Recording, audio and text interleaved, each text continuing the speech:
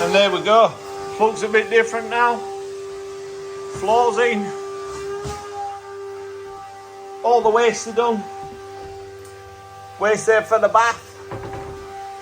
Waste there for the shower. That, in theory, should just come straight up. Boom, straight on. And that's it. It's like a job in town. Just some extra timber there underneath there supporting that. And that's it. Tomorrow, put the tray in. And then we'll crack on. And then when you're doing all like this, what you want to do is you want to get your square. Make sure your square goes down on it. Make sure it's a direct line, yeah? I've done through the centre of the joist and I've sloped it very minute, right? Make sure you've got 3 inch and 3 inch, 6 inch of joist you want. 6 inch, if your joist has 6 inch, then you should be running your waste on top of it, because really there's not enough. There's only a 4 inch, unless you batten them either side and you bolt them together with a span. You want to be running at least 600 past it, either side, bolt them together. Then you could go through the centre of your 6 inch joist, but it's very limited because you're only left with 4 inch after you drill your hole. 4 inch, in the olden days when they used to do bungalows, they only had a 4 inch joist, but they were supported with brick walls. That's where people get confused. The brick walls were supported on 4 inch, so there's no bounce. If you did it upstairs and there were no support for it, it would bounce like mad, do you know what I mean? Chances are, something heavy come down, it could start faltering. But if you span it either side and then you make it a good joist, it's good. But if you got a 6 inch joist, that's perfect. For building rigs, for new lofts, in lofts now, they use a 6 inch joist off building control and they pass it off. So leaving 6 inch after you've drilled your hole is perfect. So it's been a bit of a job, but it is in all nice. Step down on the step, we've got a nice slant. Solvent weld all glued in. Put a batten in. Just knocks that batten down so that can't push down. And that can't push down for the bath. And then it's nice and fixed in. Once I put that panel in, then it can't move. Fixed in there. And that is what you call a job in town, lads. Beautiful. I get asked all the time, Mickey, what gear do we use to stick shower tray in?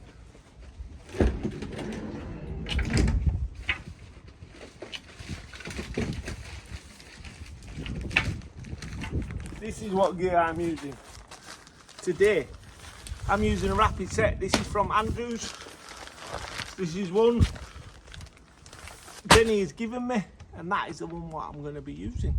Don't really matter which rapid set, I just want rapid set. I want it to dry fast so I can take the packers out and we can tile it. So I'm going to mix that bag up, mix enough up and get it in. So for the shower tray, what I always get asked is, Mickey, how do we do it? So you get it level first, all bang on, yeah. Centre, bang on, yeah. Then bang on. That bubble wants to be exactly in the centre, not to one side, not to the other side, yeah. And then across there, make sure it's perfect.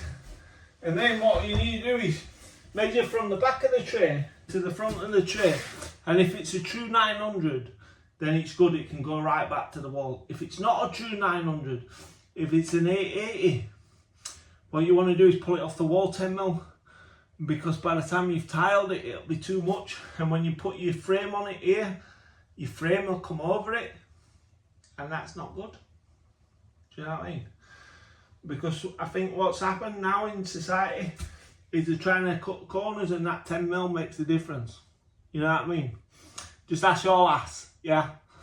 That 10mm makes the difference. So, measure from there to there and see what it is. Then after that, we put us packers in. Keep us packers in.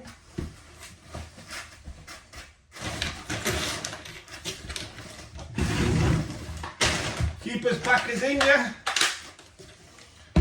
And what you want to do is fix it down. Oh, you like that, don't you? Fix it down, yeah?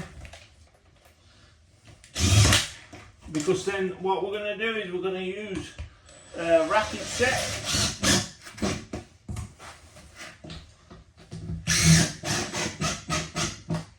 We're going to use rapid set now. And as you can see, we have to pack it up fairly because this floor's twisted like that.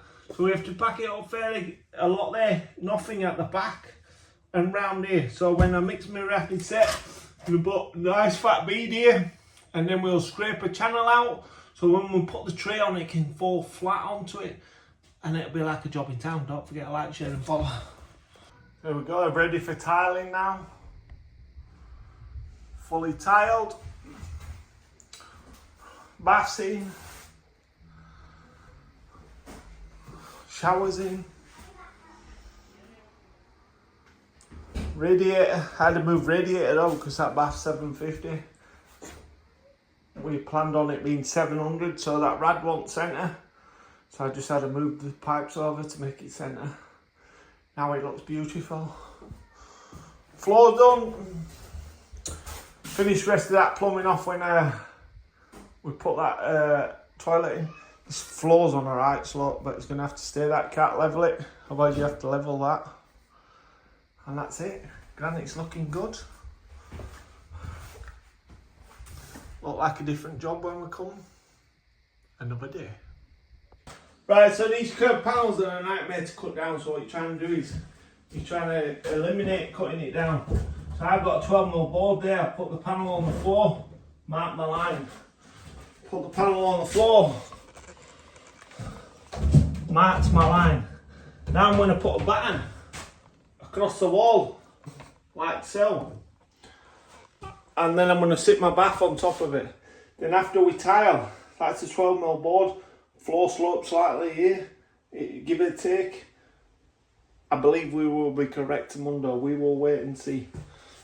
Trays, I don't know why, but someone in the factory must have thought, oh yeah, we make them to 890, and they want to be for a 900 cubicle is not 890, is it? So when you tile it, tile back of the wall, and I bet if you read the instructions of the cubicles now, they'll say don't come out more than 10mm. They say don't come out more than 10mm because they don't fit on the tray. So I pulled the tray off the wall. As you can see, I pulled it off the wall 9mm. Now I'm going to pack it with silicone, and as you can see, that's 900. Yeah, that is because the tray is too short. It will work, but your trim hangs over here, and it looks a mess. It's not good. It wants to be in here, following this line. So I don't know which bright sparks come up with this, but it's wrong. And a lot of people are caught out because a lot of tiles, a minimum of 10mm. And then when you get your adhesive on, what are they thinking? What are they thinking, lads? Do you know what I mean? Top tip. So with this, make sure you silicone that trap on underneath that rubber and on top of it. Reason for that being is we want it to stick to that trap, because if that trap on the top of it, sometimes a crack with people standing on it, if it cracks, we don't want this one to drop. We can always get a new one for the top, and we can just unscrew the old one out. That'll stay in place, and then screw the new one in.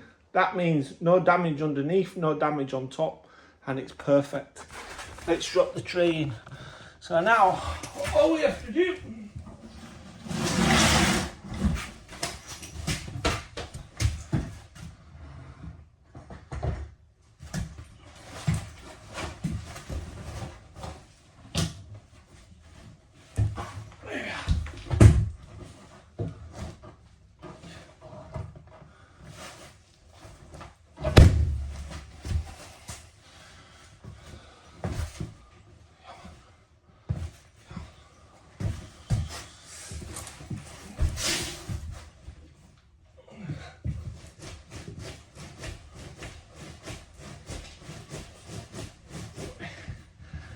Yeah. Can't go past the Packers.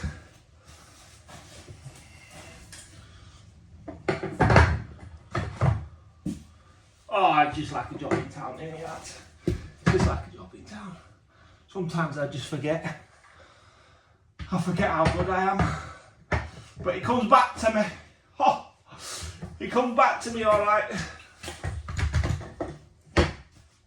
Oh, it's just like a job in town. Just like a job in town.